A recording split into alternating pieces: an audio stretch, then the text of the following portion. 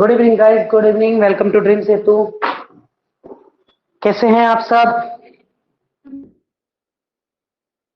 जल्दी से आ जाओ, जल्दी जल्दी, और जो ऑनलाइन जुड़ जाओ, फिर शुरू करते हैं क्लास को। क्या टाइम हुआ है? 2 इसका कैमरा चेंज करना।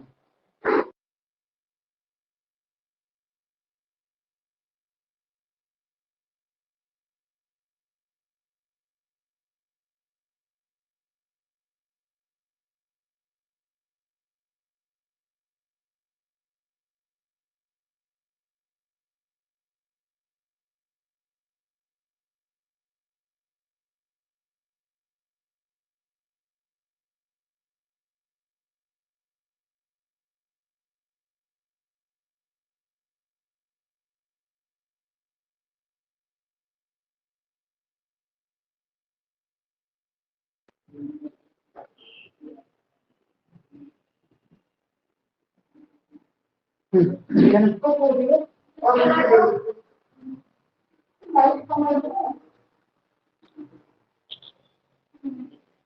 दिख तो रहा है, पूरा बोर्ड है।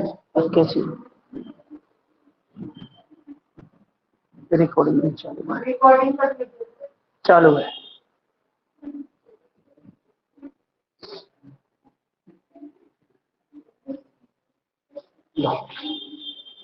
एक, अरे ये तो चालू था शायद, ये चालू है।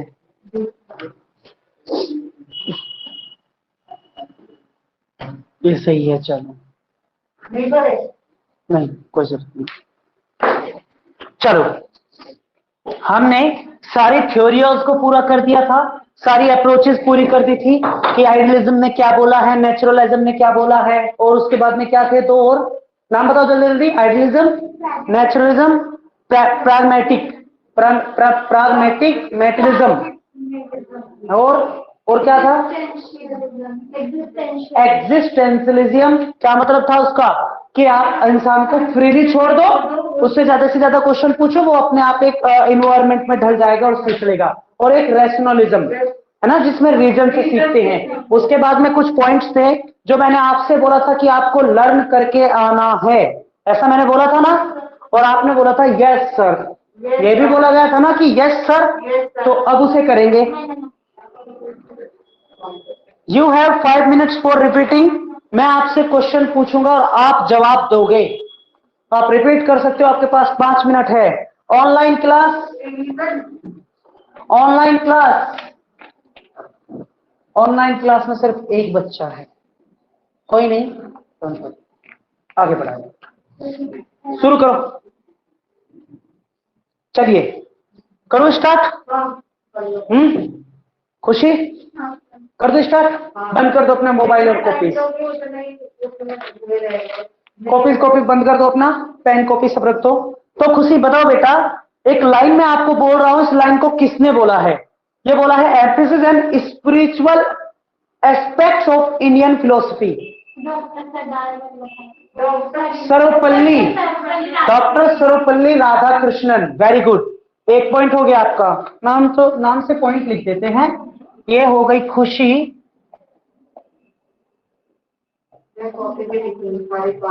खुशी मीनाक्षी,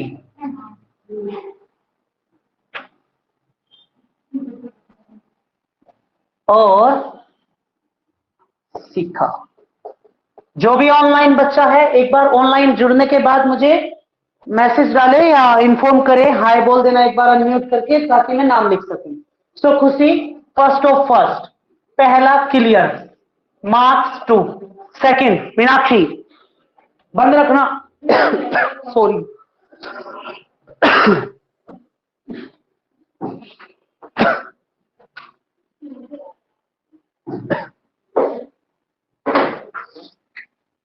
चलो बताओ Meenakshi, education to transform human mind किसने बोला?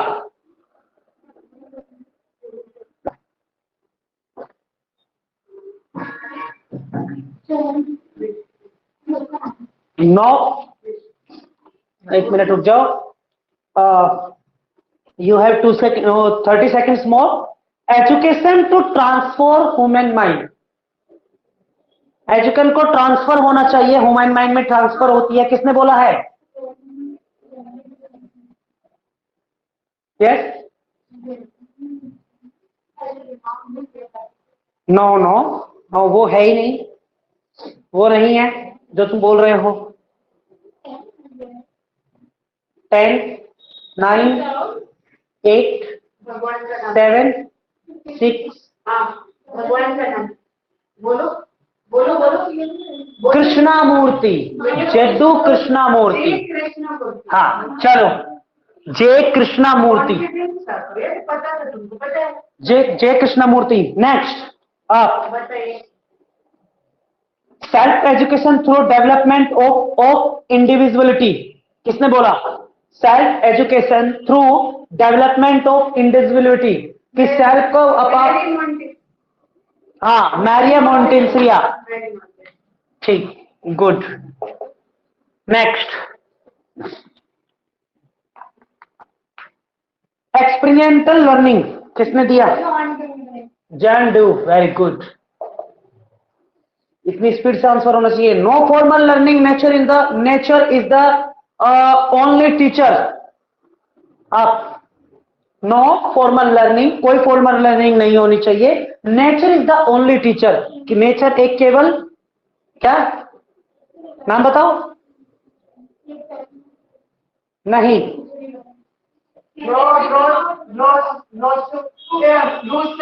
रुसेन, second, 2,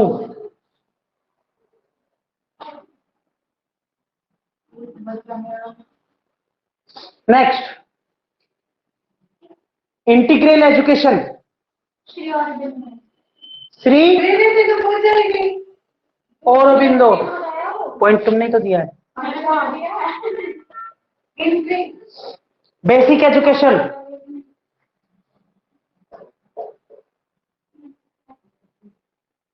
learning to take place from nature in the nature, Rabindranath Tagore. Good evening sir.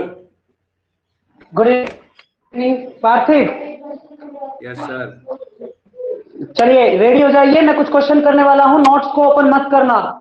अभी जो लाइन सर, बोलूंगा वही बताओ किसने उसको, वही हाँ, ना जो कल आपने बोला था याद करने को। यस यस यस, हाँ वो किया है सर, किया है वो। ठीक है, सर चलिए मैं कुछ क्वेश्चन करता हूँ। हाँ सॉरी, TIVH। यस। चलिए मुझे बताओ कि इंटरनेशनल लिटरेसी डे किस तारीख को है? इंटरनेशनल लिटरेसी डे ना सर? हाँ, 8 सितंबर सर, 8 सितंबर। 8 सितंबर, गुड। दूसरा एक क्वेश्चन है कि self education through development of individuality, किसने बोला है ये लाइन को? किसने दिया है ये इस लाइन को? मेरे लिए ये क्वेश्चन है। हाँ आप ही के लिए है, अभी जब तक थर्ड तक नहीं पहुंच जाए तब तक आप ही के लिए है। सर क्या था क्वेश्चन? क्वेश्चन है कि सेल्फ एजुकेशन थ्रू डेवलपमेंट, अपनी एजुकेशन से डेवलपमेंट होता है ऑफ इंडिविजुअलिटी, खुद से, ये किसने बोला है ऐसा? अरे सर पढ़ा था अभी थोड़ी देर पहले सर, मारिया करके नाम था सर, मारिया। हाँ, मारिया मोंटेसरिया। अच्छा मोंटेसरी, हाँ सर मोंटेसरी, हाँ पूरा नाम याद ठीक है। Next, teachers day, teachers day कब मनाया जाता है? टीचर्स डे तो सबको पता है सर, 5 सितंबर।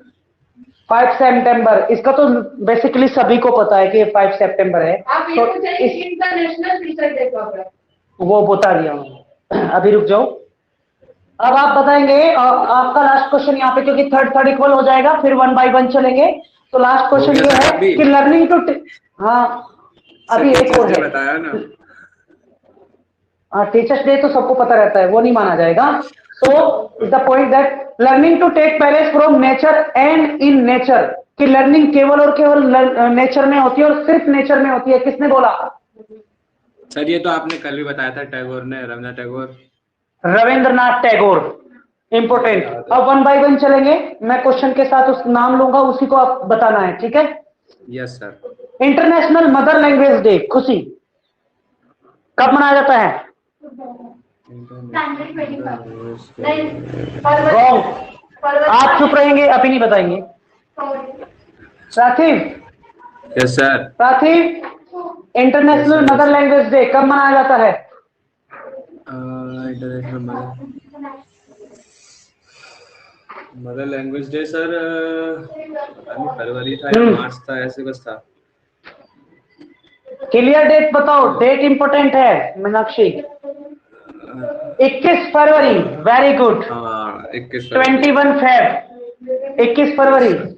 नेक्स्ट, मैं सोच रहा था नेशनल फरवरी। Science day. सीखा, नेशनल साइंस डे। सर ये मेरे को पता है। 28 फेब। 28 फरवरी। हाँ 28 है। International day of yoga, Khushi, June 21, 5th, right. Hindi day, Parthiv, Parthiv, yes sir. Hindi day. Hindi day हाँ सर 14 सितंबर। 14 सितंबर, good. World Braille day, Meenakshi, world Braille day. अंडों का डे। हाँ। कोई नहीं बोलेगा अकेला। हाँ, कितने जनवरी? गलत, सर मेरे को पता है। जल्दी बताओ।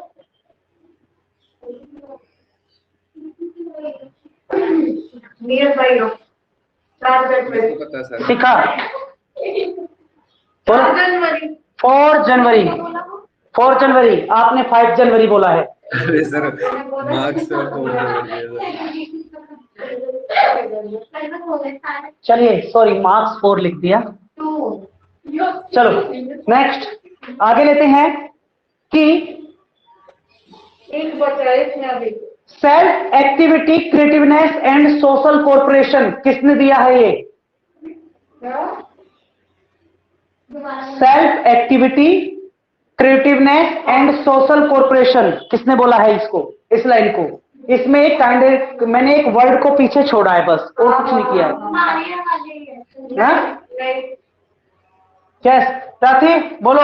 Yes sir. मैंने एक वर्ड को ब्रेक किया है कंप्लीट लाइन में से, तो ये लाइन किसने बोली है? Self activity creativeness and social corporation. Self activity, अरे सर क्या नाम था? फॉरवर्ड नहीं, वेरी गुड, ऐसे प्रोबेल। कुछ था सर। हाँ probable, right right. एक्सपीरियंटल, एक्सपीरियंटल learning.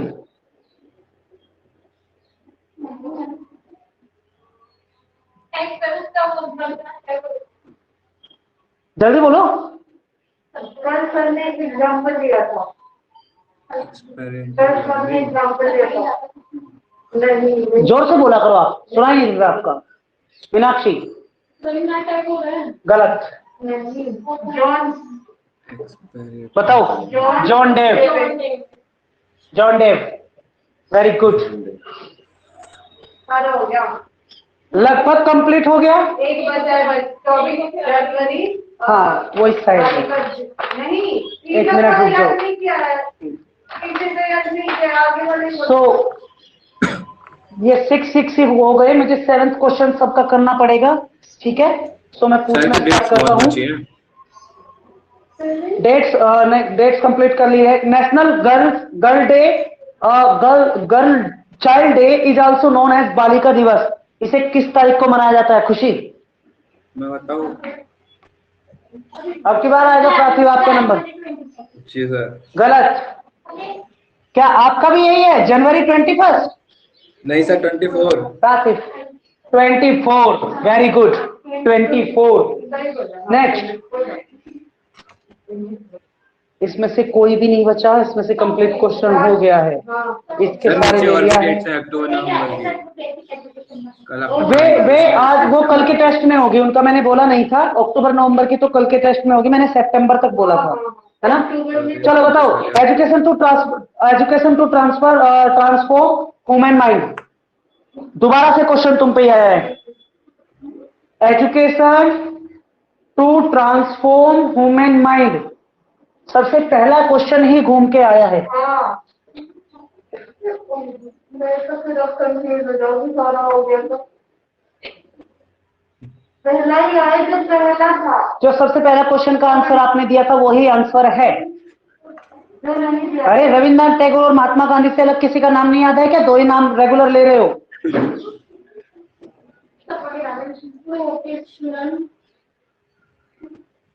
Jaddu Krishnamurthy, Krishnamurthy. ऐसे बोलो जल्दी से। एंड लास्ट इज इजी पूछ लो क्योंकि अब मैं कंफ्यूज हो जाऊंगी क्योंकि सारे आंसर आ गए हैं और सेल्फ एजुकेशन थ्रू डेवलपमेंट और ऑफ इंडिविजुअलिटी। अरे मॉन्टेस्क उसने बोला था, मॉन्टेस्क्यू ने। Good. Very good. सो ये आपका रिजल्ट है, जो इसमें से छोटा सा क्वेश्चन था। 2 4 6 8 कितने हैं? 8 marks bye 14। Parthiv 2 4 6 8 10 12 marks about of 14। 2 4 6 8 8 14 and complete 14 by 14। कल के 5 मिनट्स और लगाएंगे स्टार्टिंग की इन्हीं पे, ठीक है। और कल की 5 मिनट में फिर से एक बार आप लोगों को इसे लर्न करके आना है, रिवीजन करेंगे। और इसमें लास्ट जो अक्टूबर और नवंबर की डेट है वो भी फिक्स होंगी, वो भी मिक्स रहेंगी। क्लियर है? ठीक है। आज हम कुछ बात करेंगे, आज हम बात करेंगे किसकी, कि टीचिंग पढ़ाने के लिए क्या क्या करना चाहिए, रूल्स ऑफ टीचिंग, जिसे मैक्सिमम्स ऑफ टीचिंग भी बोला गया है। ठीक है, क्या क्या करना चाहिए, क्या क्या पढ़ना चाहिए। इससे बीच में आता है एडल्ट लर्निंग से रिलेटेड कैरेक्टरिस्टिक्स, इसके बीच में ही आता है माइनर जो बच्चे हैं उनके कैरेक्टरिस्टिक्स होते हैं लर्निंग के। उन दोनों को आपको खुद से पढ़ना है, ठीक है। मैं क्लास लूंगा उसकी, लेकिन जो इंपॉर्टेंट पहले है मैं उसको पहले कराते हैं, ठीक है, क्योंकि ये छोटे छोटे हैं। अभी आपके इस नोट्स में अवेलेबल होगा मैगजीन्स MAXIMS ऑफ टीचिंग, या रूल्स ऑफ टीचिंग भी इसको बोल सकते हैं। बहुत ही इंटरेस्टिंग सा, बहुत ही छोटा सा, और आप लोगों को इसके बारे में पूरी नॉलेज है, आप सब जानते हैं। रूल्स ऑफ टीचिंग का मीनिंग क्या होता है? रूल्स ऑफ टीचिंग का मीनिंग होता है पढ़ाया कैसे जाए, क्लास को इंटरेस्टेड कैसे बनाया जाए, बच्चों को इंटरेस्ट कैसे आए, किस तरीके से उनका ध्यान लगे, इन सारी चीजों के क्या रूल्स होते हैं उन्हें ही आज हम कंप्लीट पढ़ेंगे, ठीक है। चलिए, सो पॉइंट्स लिखते हैं। MAXIMS ऑफ टीचिंग, या इसे रूल्स ऑफ टीचिंग भी बोलते हैं, रूल्स ऑफ टीचिंग है। अब 1 बाय 1 हम लिखना शुरू करेंगे। तो सबसे पहले एक बार ये चीज समझ लेते हैं कि हमें क्या पढ़ना है ना। इसमें मैं थोड़ी सी रीडिंग करूंगा और लाइन से आपको बताऊंगा, उसके बाद हम शॉर्ट ट्रिक के माध्यम से सीखेंगे। थोड़ा सा पढ़ते हैं, टॉपिक पढ़ने वाले हैं, उसकी नॉलेज लेते हैं। Every teacher wants to make maximum involvement. हर सारे टीचर ये चाहते हैं कि वो कम से कम इन्वॉल्वमेंट करें, कुछ कम से कम मतलब आपको कंसेप्ट में ज्यादा से ज्यादा सिखा सके। And participation of the learner in the learning process. सारे जो टीचर होते हैं ना, हैं कि जो पार्टिसिपेशन हो ना, जो लर्नर्स हो वो क्लास में कम होने चाहिए ताकि ध्यान ज्यादा लग सके। देखो, अगर क्लास में बच्चे कम हैं तो उनका अट्रैक्टिव रहता है, अटेंशन में रहते हैं बच्चे भी और टीचर भी। अगर ज्यादा हो जाते हैं, मे बी अगर लगभग 80 बच्चे अगर एक क्लास में बैठे हैं, तो जहां टीचर खड़ा है वहां से जो 80 नंबर पे स्टूडेंट होगा ना, लर्नर होगा, वहां अपना फोकस कर पाना मुश्किल है, वो नहीं हो पाएगा। हाँ, जो जस्ट बराबर में या फर्स्ट बेंच पे बैठा है उस पे फोकस करना इजी रहता है। He sets the classroom in such a way to that it becomes attractive for them। उन्हें वे क्या करते हैं, अपनी क्लास को अट्रैक्टिव बनाते हैं, इस तरीके से अपनी क्लास को सेट करते हैं कि वो अट्रैक्टिव रहे ताकि बच्चे अटेंशन में रहें, ठीक है। He used different methods, rules प्रयोग किया जाता है टीचरों के द्वारा, अलग अलग तरीके के मेथड्स, नियम, रूल्स, तरीके, ताकि बच्चा अट्रैक्टिव रहे। तो इसमें जो हम सीखेंगे वो ये सीखेंगे कि हमें बच्चे को किस तरीके से पढ़ाना चाहिए, ताकि वो अट्रैक्टिव रहे। तो हमारा फर्स्ट पॉइंट है, तो हमें एक बच्चे को नॉन, KNOWN, नॉन से अननोन की तरफ चलना चाहिए। कोई मुझे बताएगा मीनिंग क्या होगा? नॉन मतलब जानना, अननोन मतलब जो नहीं आता। राइट। चलो एक एग्जांपल से लेते हैं, एक एग्जांपल से समझते हैं। आप मुझे सबसे पहले ये बताओ, मैंने आप सभी को बताया था क्लास फर्स्ट में, फर्स्ट क्लास में मैंने सबको बताया है टीचिंग के स्टेप्स क्या होते हैं, कैसे टीचिंग होती है, एक टीचर पूरे स्टेप कैसे कंप्लीट करता है, first step, second step, 7 step मैंने आपको बताए थे। सो बताओ क्या है? सबसे पहले प्लानिंग होता है। नहीं, कोई भी ऑनलाइन ऑफलाइन क्लास, मैंने फर्स्ट क्लास में बताया था कि टीचर क्या करता है, टीचर 7, वेरी गुड, सबसे पहले गोल को फिक्स करता है, उसके बाद प्रायर नॉलेज, बच्चे की प्रायर नॉलेज वो यही होती है जहां हम अननोन नॉन से जानते हैं कि बच्चे को कितनी नॉलेज है, उसके बाद करते हैं प्लानिंग, उसके बाद करते हैं टीच, फिर करते हैं इवैल्यूएशन और रीटीच। यही 6 से 5 से 6 स्टेप मैंने आपको बताए थे जो टीचिंग के स्टेप्स थे। ठीक है, सो बच्चे को नॉन से अननोन, प्रीवियर नॉलेज बिना हम ये नहीं समझ सकते कि बच्चे को किसी चीज की नॉलेज कितनी है।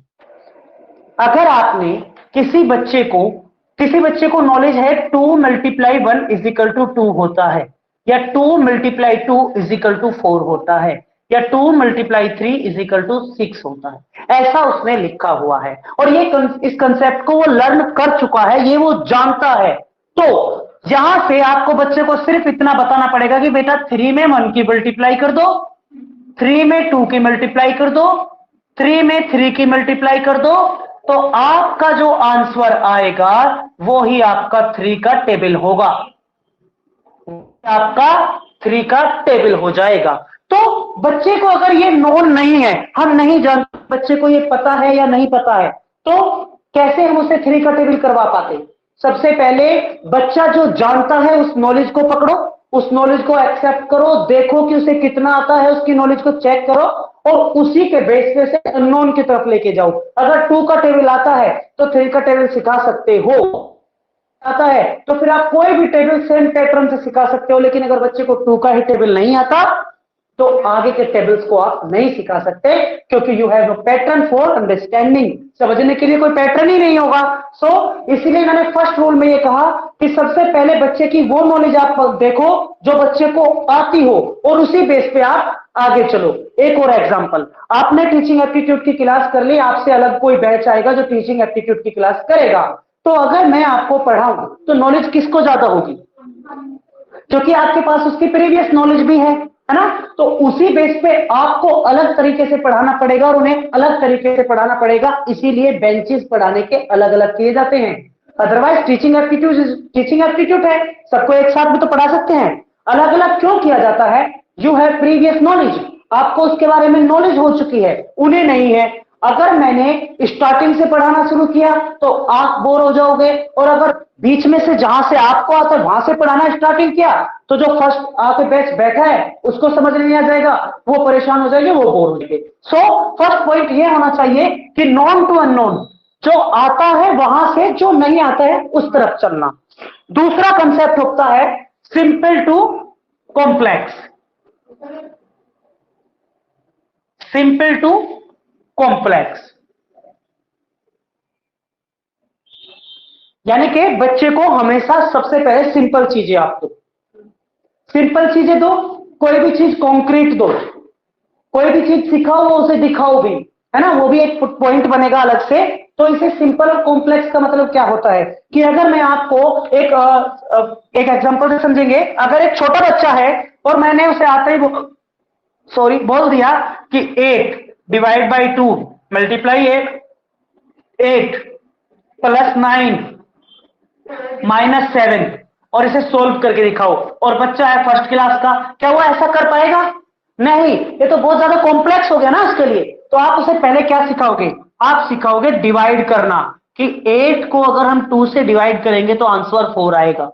फिर आप उसे सिखाओगे मल्टीप्लाई करना कि 8 की अगर हम 2 में मल्टीप्लाई करेंगे तो 16 आएगा।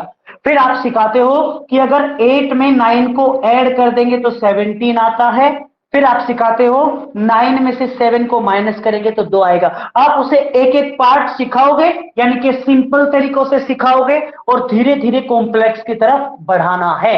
ये कहता है, रूल कहता है कि बच्चे को जो सिंपल लगे पहले वो दिखाओ। अगर आपने कोई बहुत हार्ड चीज, बच्चा क्लास में आया और आपने आते हुए कोई बहुत ही हार्ड सा एक पॉइंट दे दिया तो उसका इंटरेस्ट खत्म हो जाएगा। और ये एक सिंपल सी बात भी है, अगर कोई क्वेश्चन आप मैथमेटिक्स करते हो, अगर कोई क्वेश्चन आपसे हो जाए तो आपको नेक्स्ट क्वेश्चन करने में अच्छा लगता है, इंटरेस्ट आता है। और अगर आपका पहला क्वेश्चन नहीं हुआ, मे भी गलत हो गया, तो आपका इंटरेस्ट खत्म हो जाता है। सो हमें चीजों को, एक टीचर को चीजों को बच्चों को कैसे सिखाना चाहिए, सिंपल टू कॉम्प्लेक्स। पहले सिंपल चीजें सिखाए और बाद में कॉम्प्लेक्स चीजों की तरफ लेके जाए। क्लियर है? कॉन्क्रीट टू एब्स्ट्रैक्ट, ठीक है। सॉरी, इसे एक बार क्लिक कर सकते हैं। वैसे तो ये सिर्फ एग्जाम्पल है, ज्यादा कुछ नहीं है, ठीक है। कर दी सिर्फ।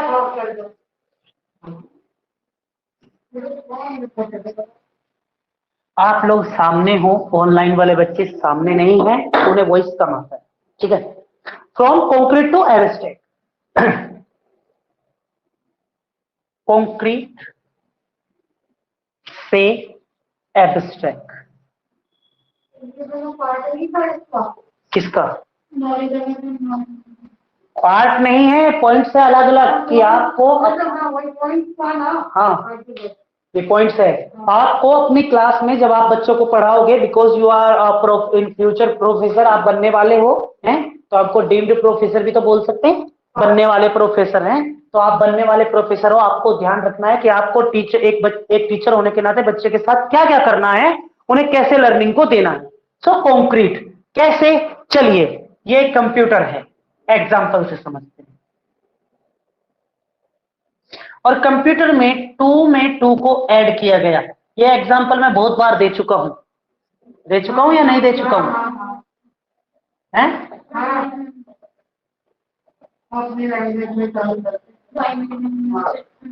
और फिर आपने बच्चों को बताया कि नहीं भैया बेटा, ये 2 और 2 को ऐड नहीं करता, ये 1 0 में 1 0 को ऐड करता है और आंसर 1 0 1 देता है।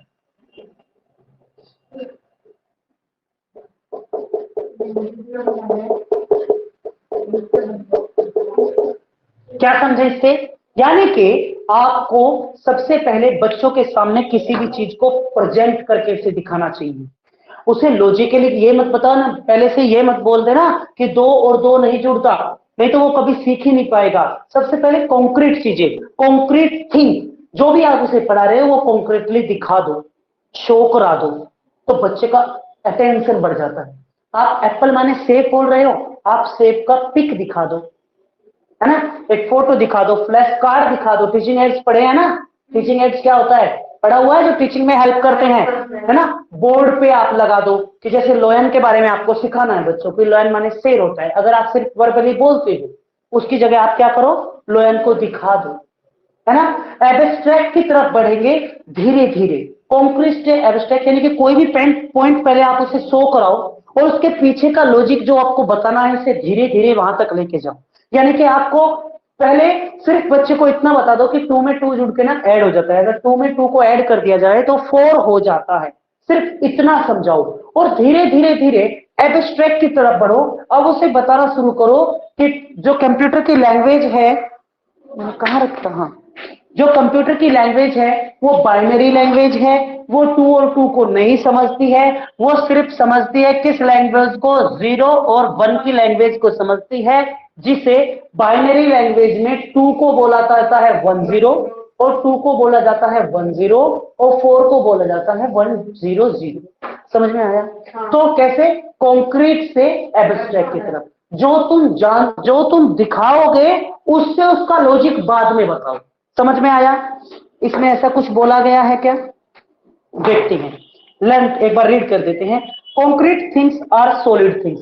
कॉन्क्रीट थिंग्स कैसी होती है, सॉलिड थिंग्स होती है। जिसे हम देख सकते हैं आसानी से, है ना। They can be visualise but abstract thing are only imaginative.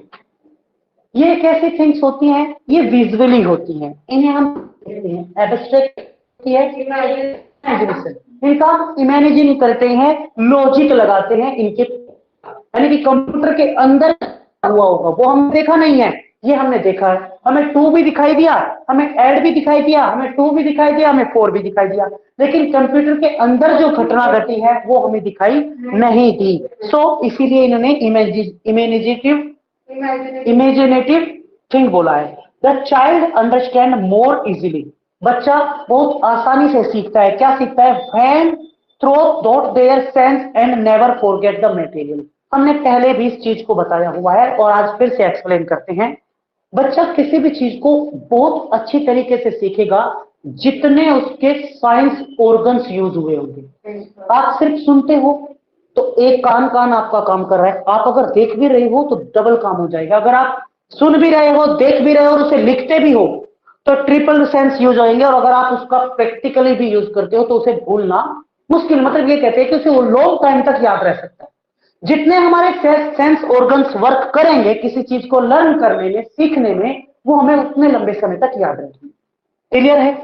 आगे बढ़ते हैं। ऑन द अदर हैंड, या ये भी कह सकते हैं, इफ एब्स्ट्रैक्ट थिंग और ideas are presented they forget them soon. यदि कोई एब्स्ट्रैक्ट थिंग या आइडिया प्रेजेंट किया जाता है तो उसे हम जल्दी भूल जाते हैं, क्योंकि हमारे सेंस ऑर्गन वर्क नहीं करते। हमारे सेंस ऑर्गन्स ने ना इसे देखा है ना, बस अब सुन रहे हैं, अब सुन रहे हैं। देखा तो हमने इसी है, तो हम इसे लॉन्ग टाइम याद रख सकते हैं, इसे हम बहुत जल्दी भूल जाएंगे। वो तो क्या है कि आप रेगुलर मेरे फेस से सुन रहे हो ना कि हम क्या करते हैं एब्स्ट्रैक्ट में। मैं कंप्यूटर का आपको एग्जांपल दे रहा हूं तो आपको याद हो गया, अदरवाइज आप भी भूल जाते कि 2 को बाइनरी लैंग्वेज में क्या बोलते, भूल जा चुके होते। सो एब्स्ट्रैक्ट थिंग को भूला जा सकता है, जल्दी भूल जाता है, भूल जाते हैं। एड फोरबेल सेड, फोरबेल ने क्या कहा है? Froebel our lesson how to start in the concrete and end is the abstract. एक लाइन है बहुत अच्छी सी, इसे नोट कर लेना।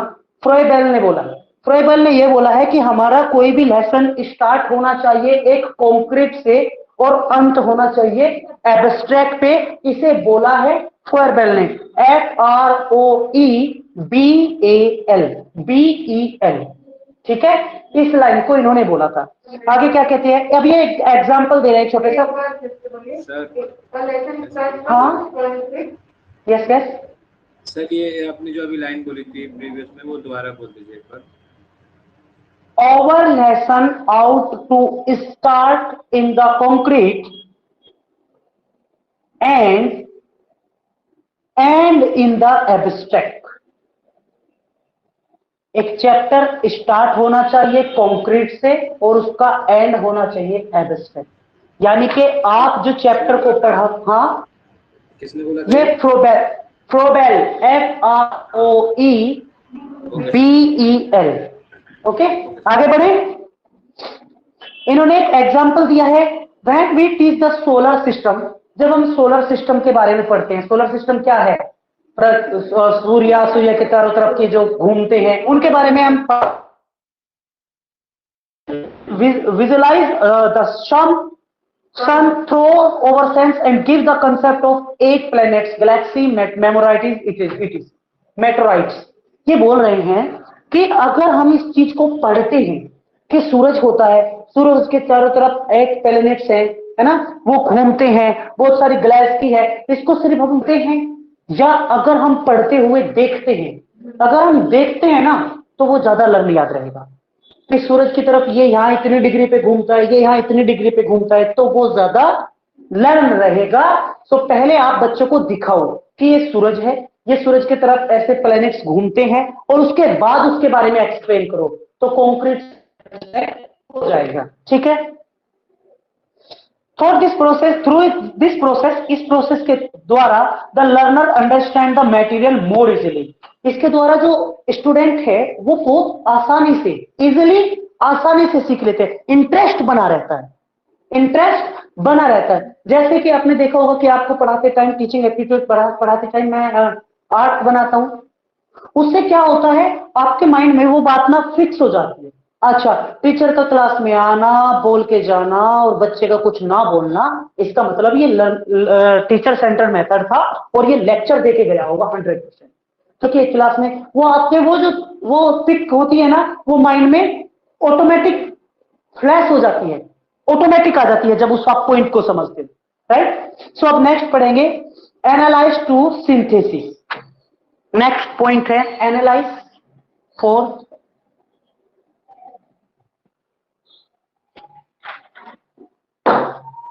ANALYASIS,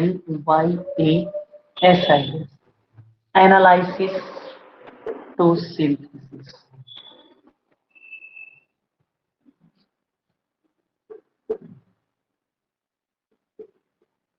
एक बार रीड करते हैं फिर एक्सप्लेन करेंगे धीरे से ना, धीरे धीरे। क्या बोलता है, when we divided thing into into easy parts or spares elements in order to understanding, जब हम किसी भी वस्तु को समझने के लिए उसे उसके पार्ट्स में डिवाइड, दिस इज फैक्ट, ऐसा है।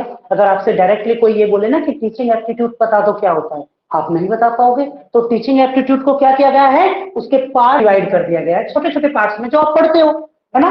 जहां आपने टीचिंग थ्योरीज को अलग पढ़ा, लेवल्स को अलग पढ़ा, टीचिंग के लर्निंग्स को, लर्नर क्या होते हैं, लर्निंग्स क्या होती है, सबके अलग अलग पार्ट्स पढ़े तो उसे इजी हो जाता है पढ़ना, ठीक है। सो ये यही कहता है कि when we divide a thing, जब यदि हम किसी वस्तु को डिवाइड कर देते हैं इनटू इजी पार्ट, उसके पार्ट्स में हल्के हल्के छोटे छोटे पार्ट्स में डिवाइड करते हैं, और स्पेयर्स एलिमेंट्स का मतलब यही होता है ना, पार्ट में डिवाइड करना, इन ऑर्डर टू अंडरस्टैंड, समझने के बेस पर। जैसे पहले प्लस, फिर माइनस, फिर डिवाइड, वो मल्टीप्लाई, फिर डिवाइड, ऐसे ही तो सीखते हैं। एक क्रम में लगा के दे देते हैं। इट इज द प्रोसेस, यह प्रोसेस है। So it easily is called, जो ये हमने शुरू में किया है ना कि पार्ट्स में करना, इसे बोलते हैं एनालिसिस, वर्णन। एनालिसिस का मतलब होता है फैलाव, फैला देना, है ना। छोटे छोटे पार्ट्स में कोई चीज थी, उसको हमने फैला दिया, छोटे छोटे पार्ट्स में तोड़ दिया। आगे क्या बोलता है, it is the process the help in understanding, यह मदद करता है बच्चों को समझने के लिए, क्या समझने के लिए, the hidden elements of thing, छिपी हुई चीजों को, छिपी हुई चीजों को सीखने में मदद करता है। और the case of some incident और बिहेवियर, या किसी व्यवहार को समझने में भी मदद करता है। उसे क्या बोलते हो, उसे क्या बोलोगे, फॉर इंटेंशन और order to tell about the structure of function of the heart, the part of the heart are slow separately और knowledge to of every part is given after it. The student are made the understanding the structure or system of working of the heart. It is the way every difficult thing can be easily understood. अब बात करते हैं synthesis. ये क्या बोला है इसने ये बोला है कि जो एनालिसिस का मतलब है वो ये है कि किसी भी हिस्से को, अभी इसने ये जो बताया है ना, ये हार्ट के बारे में जो मैंने एक बार में पढ़ दिया, जिसको एक्सप्लेन नहीं किया, ये बता रहा है कि आप अगर एक बच्चे को ना हार्ट के बारे में पढ़ाना चाहते हो तो उसे उसके छोटे छोटे पार्ट्स में डिवाइड करके पढ़ाओ तो वो अच्छे से सीख पाएगा। अगर मैं एक छोटा सा एग्जांपल आपके सामने ये मैथ का रख दूं तो ये फिक्स है कि हम अगर आपको एक साथ प्लस माइनस डिवाइड और मल्टीप्लाई सिखा दे, क्या सीख पाना पॉसिबल है? नहीं, वो परेशान कर देगा। पहले प्लस सिखाया, फिर सिखाया माइनस, फिर सिखाया मल्टीप्लाई, और लास्ट में सिखाते हैं डिवाइड। ये हम सिखाते हैं या नहीं सिखाते हैं, है ना। तो आपको भी अपने बच्चों को एनालिसिस करना चाहिए कि जब भी आप उन्हें पढ़ा रहे हो तो किसी भी बड़े पार्ट को उसके छोटे छोटे पार्ट्स में तोड़ देना ही एनालिसिस होता है, जो समझने में आसानी कर देता है बच्चों को, है ना। अब बात करेंगे synthesis. Synthesis is the just opposite of analyse. ये क्या है? एनालाइज का एकदम उल्टा। ये फैले हुए को इकट्ठा कर लेता है, यहां फैलाया, यहां इकट्ठा कर दिया। यहां आप क्या करोगे, एक ही क्वेश्चन ऐसा दे दोगे जिसमें प्लस भी होगा, माइनस भी होगा, मल्टीप्लाई भी होगा और डिवाइड भी होगा। यहां आपने बिखेर के एक एक को एनालाइज किया, सिंथेसिस में सब कुछ जोड़ के एक साथ दे दिया। आपको ऐसा ही करना चाहिए। पहले किसी भी चीज को एक्सप्लेन करना चाहिए, और ये इसके मान लो समरी है, लास्ट में जो आप करते हो ना कंक्लूजन है। तो यहां से आपने आइडिया आइडिया इस पे आइडिया दिया, इस पे आइडिया दिया, इस पे आइडिया दिया, इस पे आइडिया दिया, और लास्ट में क्या दे दिया, कंक्लूजन दे दिया। तो आपको ऐसे अगर आप करते हो तो बच्चा एक्टिव रहेगा, उसका इंटरेस्ट बढ़ेगा। अब थोड़ा सा और पढ़ते हैं, क्या कहते हैं। All parts are so as a whole, सभी पार्ट्स को एक साथ जोड़ दो। इन्होंने कहा तोड़ दो, ये कहते हैं अब जोड़ दो। यानी कि आप जो चैप्टर आपने पढ़ाना शुरू किया था अच्छे से जानते हो, मैथमेटिक्स की आप क्लासेस लेते हो, आपको ऐसे ही सिखाया जाता है ना, टाइप फर्स्ट के क्वेश्चन ये होंगे, फिर टाइप सेकंड के क्वेश्चन ये होंगे, एंड एट लास्ट वो आपको इकट्ठा करके 20 क्वेश्चन दे देगा। तो उसने क्या किया, पहले एनालाइज किया, पार्ट्स में डिवाइड किया, और फिर ये जो क्वेश्चन दिए हैं ये उसने सिंथेसिस कर दिया। कंप्लीट है, क्लियर है यहां तक सभी को। चलिए, the process of analyse is the easier then synthesis. जो एनालिसिस का प्रोसेस है वो इससे क्या है, इजी है। ये बिल्कुल फैक्ट है। यहां आपको एक बार में एक माइंड लगाना है, एक बार में एक माइंड, एक बार में एक माइंड, एक बार में एक माइंड। यहां एक बार में चारों माइंड लगा देने हैं, चारों तरीके से दिमाग लगाना है। इसीलिए अक्सर कैसा होता है कि जब हमें पढ़ाया जाता है ना, तो जो क्वेश्चन कराए जा रहे हैं वो हमें करते रहते हैं, क्योंकि वो इन पे बेस्ड होता है। अच्छा, आपको याद रहता है कि प्लस का हमें सवाल समझाया गया है तो आंसर हमें प्लस में ही देना है, लेकिन सिंथेसिस में क्या करना पड़ता है, सोचना पड़ता है कि प्लस करे या माइनस करे, डिवाइड करे या मल्टीप्लाई करे। ठीक है, तो इजी कौन सा है, एनालिसिस इजी होता है। चलिए आगे इसने कहा है, this process developing the analytical power of the student. ये प्रोसेस क्या करता है, एनालिटिकल यानी कि एक्सप्लेन करने की पावर को डेवलप करता है। समझ में आ रहा है। नेक्स्ट आगे क्या बोला है, it is the best method of starting the teaching process. ये क्या है, टीचिंग प्रोसेस का बेस्ट मेथड है। क्या क्लियर है। अब इसमें कुछ और बताने की जरूरत तो नहीं है। एक बार दोबारा, एनालिसिस क्या होता है, किसी भी पॉइंट को जो आपको पढ़ाना है उसे उसके पार्ट्स में तोड़ के पढ़ा देना, यानी कि पूरी तरीके से फैला देना, एक्सप्लेन करके बताना। और सिंथेसिस क्या होता है, जोड़ देना। पूरे पार्ट्स जो आपने बिखेरे अब उन्हें इकट्ठे कर दो एक जगह, और इकट्ठे करके एक साथ देना। ये आपका एनालिसिस होता है। अब हम बात करेंगे from the particular to general. Particularly, एक बार इसको क्लिक करोगे या रब कर दूं।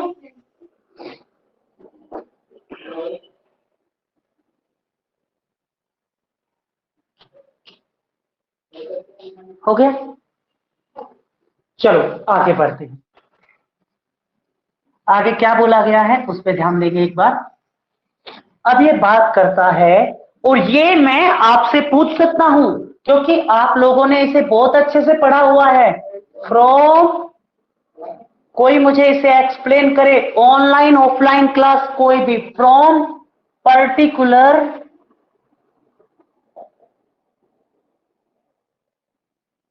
To general. ये एक मेथड है, टीचिंग मेथड है ये एक। पर्टिकुलर टू जनरल, कोई मुझे बताए online offline class what is the meaning, इसका मीनिंग क्या है, और ये कहां आता है, कौन सा मेथड है। अगर किसी ने बताया तो अच्छी बात है, नहीं तो आपका रिवीजन बिल्कुल नहीं हो रहा है, ये याद रखना।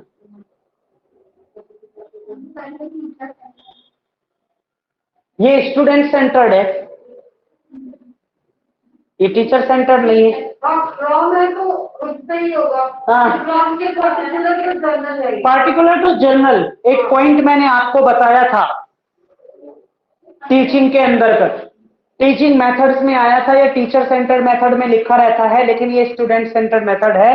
अब सर, हाँ सर ये वो हो सकता है कि मतलब ऑब्जर्व करके खुद से पढ़ने वाला, जैसे वेरी गुड, वेरी वेल, बिल्कुल ये वो ही है भैया। ये आईजीपी ही, आईपीजी है, मैं पीजी में रहती हूं। इंडक्टिव पार्टिकुलर टू जनरल, यानी कि एक चीज को ऑब्जर्व किया, एक चीज को ऑब्जर्व किया, एक चीज को ऑब्जर्व किया, एक चीज को ऑब्जर्व किया, जितनी भी चीजों को ऑब्जर्व किया सबसे एक थ्योरी बना दी। ये होता है आपका particular to general. Very good Rathib, ये प्राथमिक नहीं होता है, आपसे बात का स्टूडेंट है, आपसे पहले आप इसे पढ़ चुके हैं। Thank you sir, thank you. जैसे इसमें एक और एग्जांपल ले सकते हैं कि आप क्या बताओ कि बेटा 0 को 2 से डिवाइड करना, सर 0, 2 को 2 से डिवाइड करो 1, 4 को 2 से डिवाइड करो 2, 6 को 2 से डिवाइड करो 3, और फिर आप बच्चे को बाद में बताओ, यहां 4 जगह एक बच्चे ने एक बात को ऑब्जर्व कर लिया। अब आप बच्चे को बताओ कि जो भी नंबर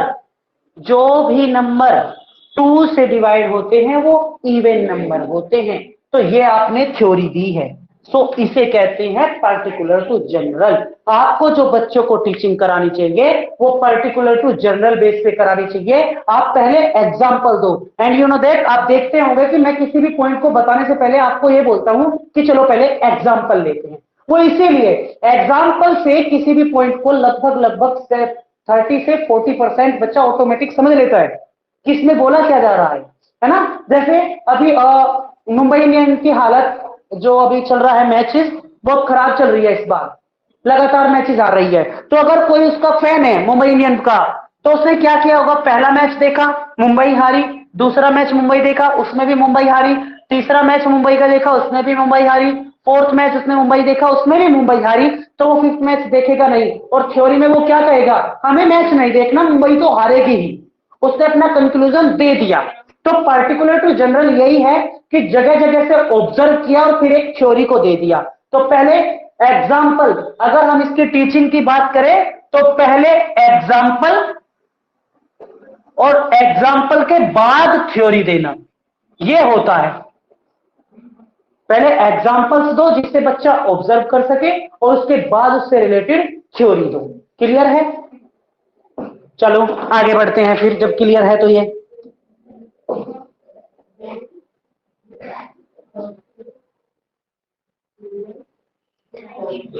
कर दो रफ।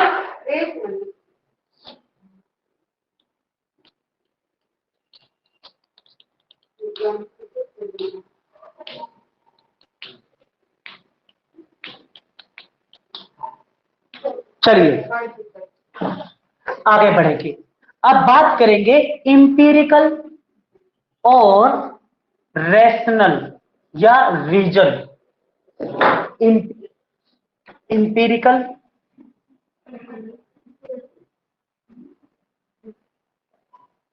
Empirical to reason.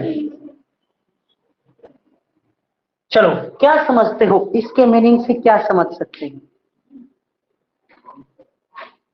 क्या समझ सकते हैं इसके मीनिंग से? चलो एक बार मैं एक्सप्लेन कर दूं, थोड़ा सा मैं रीड करूं, फिर उसके बाद में एग्जांपल और उसके बाद में बताएंगे कि चीज क्या है। ये बोल रहे हैं एम्पिरिकल नॉलेज इज दैट, यह एक ऐसी नॉलेज है which is based on observation, जो ऑब्जर्वेशन पर आधारित होती है। यानी कि अगर मैं इसे बिना पढ़े यहां रख के बता दूं तो ये कहेंगे कि ऑब्जर्वेशन, एक्सपीरियंस, किसी चीज को ऑब्जर्व करो फिर एक्सपीरियंस करो, ऑब्जर्व करो एक्सपीरियंस करो, ऑब्जर्व करो एक्सपीरियंस करो। जब आप किसी चीज को ऑब्जर्व करके एक्सपीरियंस करते हो तो उसके बाद उसमें रीजन लगाओ। पहले जैसे कि एक एग्जांपल से समझते हैं, किसी बच्चे को आपको यह सिखाना है कि पानी हीट कितने डिग्री सेल्सियस पे हो जाता है, आपको ये बच्चे को सिखाना है ना। तो इंपीरिकल आप ऐसा करो ना, उस बच्चे के सामने हीटर पे पानी रख दो और ठंडा पानी रखो और उसको बता दो डिग्री, वो है ना, तो वो आता है क्या बोलते हैं इसको, इंडक्शन आता है ना। अब आप उसको चालू कर दो, डिग्री दिखाई देता है उसमें, ये देखो ये 10 डिग्री पे है या 5 डिग्री पे है या 100 डिग्री पे है, और आपने देखा कि ये 100 डिग्री पे ना बॉयल होना स्टार्ट हो गया है, उबलना शुरू हो गया है। तो बच्चा क्या करेगा, एक्सपीरियंस ले लेगा। जब उसके सामने प्रैक्टिकली वो चीज होगी, तो आपको जब आपको क्लास में किसी टीचर को पढ़ाना है तो उसे इंपेरिकल से रीजन, पहले अनुभव कराए, पहले पानी उबाल के दिखाए और उसके बाद में रीजन दे कि पानी का टेम्परेचर जो है वो इतना ज्यादा हो गया है कि पानी के जो वे होते हैं ना, क्या बोलते हैं उनको यार, वो एक दूसरे से जुड़े रहते हैं, सॉरी मॉलिक्यूल्स जो जुड़े रहते हैं वो टूटना शुरू कर देते हैं और पानी क्या हो जाता है, बॉयल हो जाता है। बाद में रीजन दो, पहले सिखाओ रीजन दो, पहले अनुभव कराओ, बाद में रीजन दो। और कोई एग्जांपल जो आप लोग बता सकते हो, इससे रिलेटेड कोई और एग्जांपल बताओ। है भाई? Yes, very good. आपने क्या किया, आपने एक बॉल ली और उसे हवा में थ्रो किया। बच्चों के साथ आप थे, आपने अपनी क्लास के सभी बच्चों को बाहर निकाला क्लास से और उसे उसने हवा में थ्रो किया, टीचर ने किसी भी चीज को। और वो थ्रो जब उसने हवा में किया तो वो वापसी आके जमीन पे गिरी।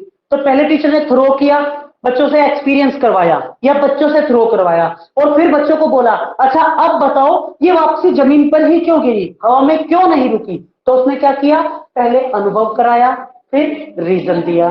तो हमें भी अपनी पढ़ाई में जब हम बच्चों को पढ़ा रहे हैं तो इसका यूज, पहले उन्हें एक्सपीरियंस दो और उसके बाद उन्हें रीजन दो, इसको कहा बोला इसमें। अब अगले की बात करेंगे,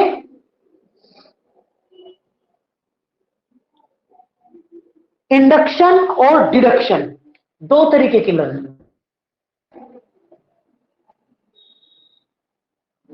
induction, induction to deduction.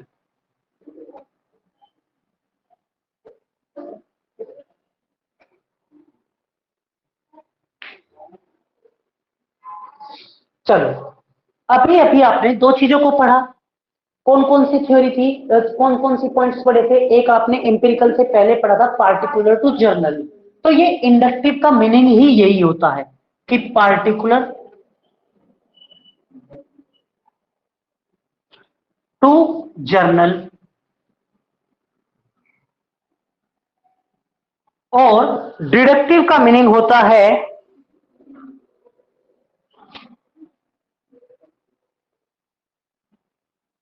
Inductive, deductive का मतलब होता है जर्नल टू पार्टिकुलर।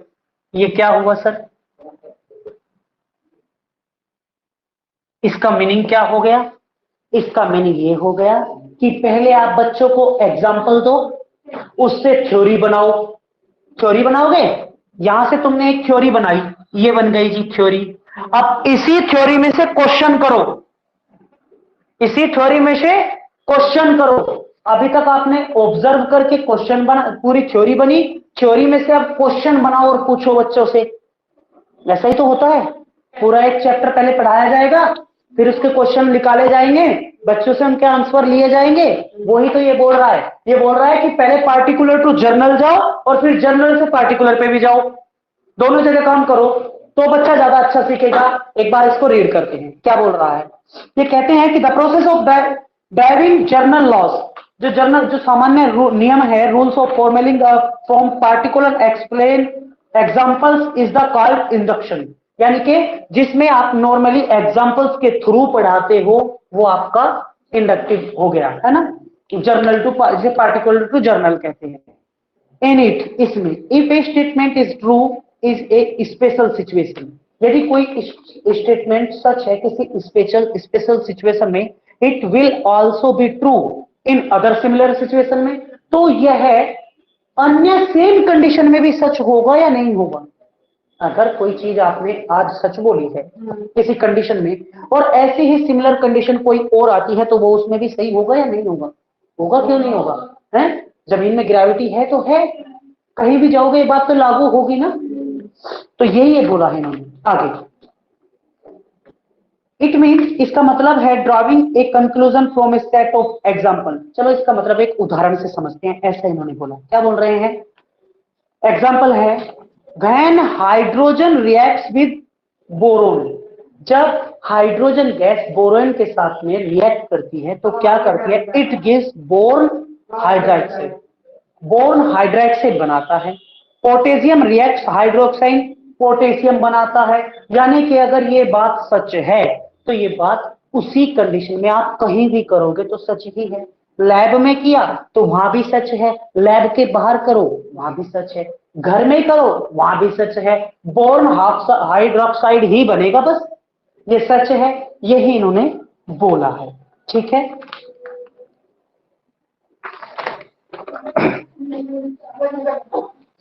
अभी अभी किसी ने हमें बताया था एनालिसिस में कि एनालिसिस में क्या बोला गया था कि पार्ट, किसी भी पार्ट को ना किसी भी चीज को पार्ट में तोड़ के पढ़ाओ, लेकिन एक और आया जिसने मान्यता दी whole of part, whole of part, whole of part. इसका मीनिंग कोई बताएगा? इसका मीनिंग क्या है, बताएगा? जो पूरा है उसको तो इनका कहना यह था कि ये बात बिल्कुल भी सही नहीं है कि आप पार्ट्स में तोड़ के बताओ, है ना। अगर मुझे आपको, मैं आते ही आपसे बोलता हूं कि good evening guys, welcome to Dream Setu, और आज हम टॉपिक पढ़ेंगे ये, तो अगर आपने, मैं आपको टॉपिक ना बताऊं और पार्ट्स बताता चला जाऊं तो समझ में नहीं आएगा, ऐसा इनका मानना है। इसीलिए ये कहते हैं कि पहले कंप्लीट पार्ट बताओ क्या है। जैसे हमने बता दिया सर, कंप्लीट पार्ट है टीचिंग एप्टीट्यूड, और इसमें कौन सा पॉइंट पढ़ रहे हैं सर? रूल्स ऑफ टीचिंग पढ़ रहे हैं, रूल्स ऑफ टीचिंग। तो इन्होंने इस बात को माना, ये कहते टीचिंग में ये भी होना चाहिए, और हमारे अकॉर्डिंग दोनों सही है, दोनों का होना जरूरी है। क्लियर है? अब पढ़ेंगे थोड़ा सा आगे, इसमें एक बार इसको रीड कर लेते हैं ना, फिर आगे बढ़ेंगे।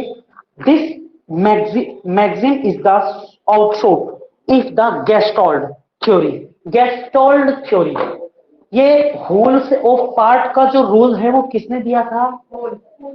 अरे होल का ही बोल रहा हूं, किसने दिया था? कल मैंने टीच कराया था, कल ही मैंने पढ़ाया था सुल्तान के बारे में कि पिंजरे में सुल्तान को बंद किया गया था, किसने दिया था?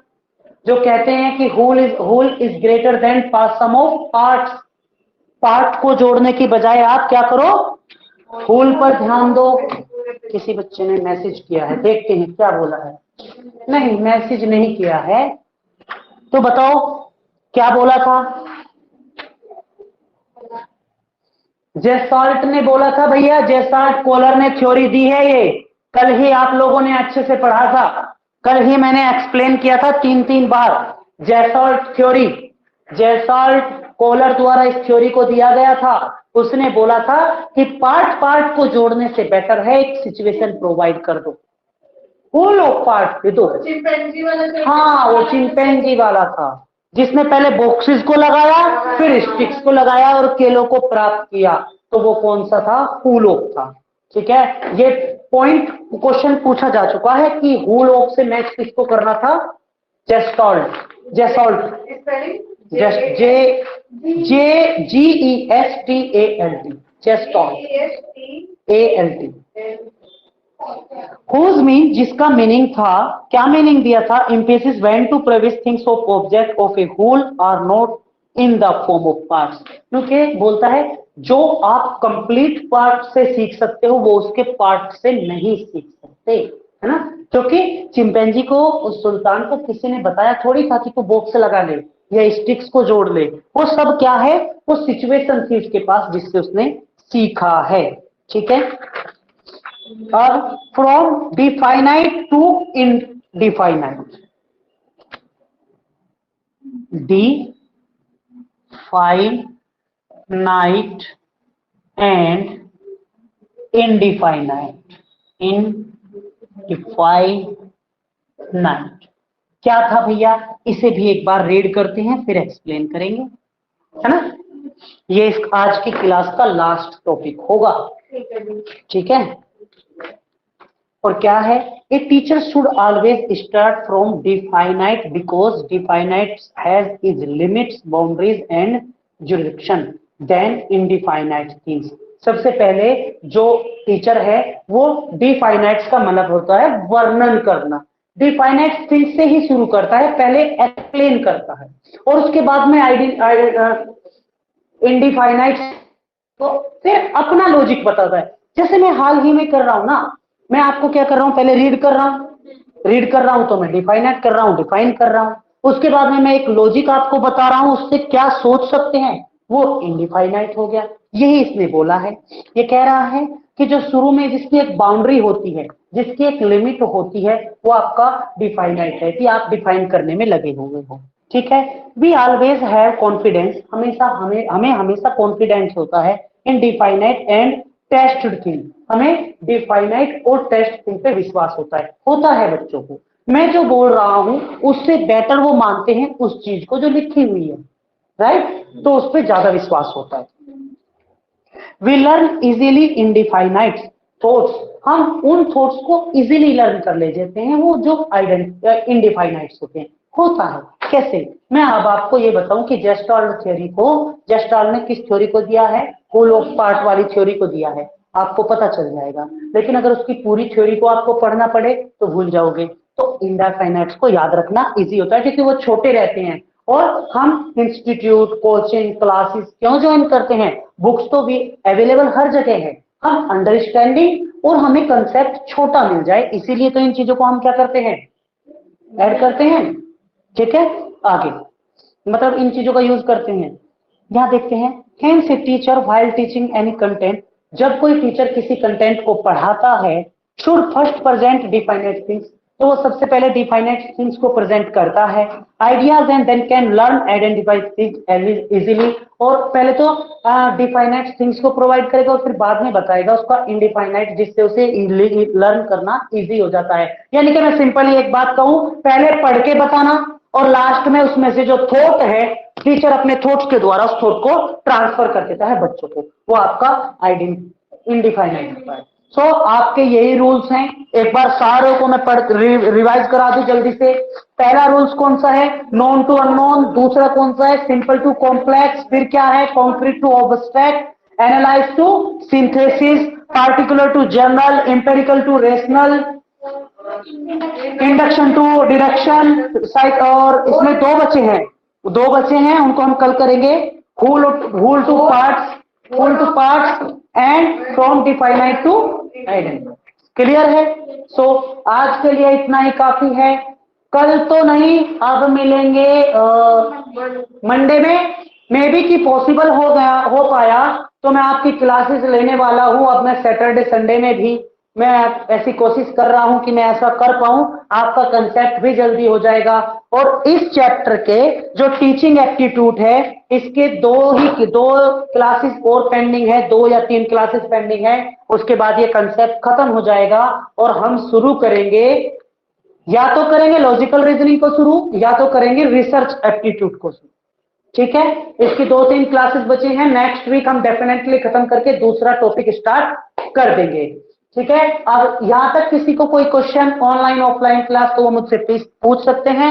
अदरवाइज मंडे तक के लिए thank you, bye bye, take care, अपना ध्यान रखें, रिवीजन करें, रिवीजन बहुत जरूरी है। So any question? सर पढ़ के बता देंगे हाँ, रिवीजन करके। Okay, thank you, bye bye, take care. Bye sir.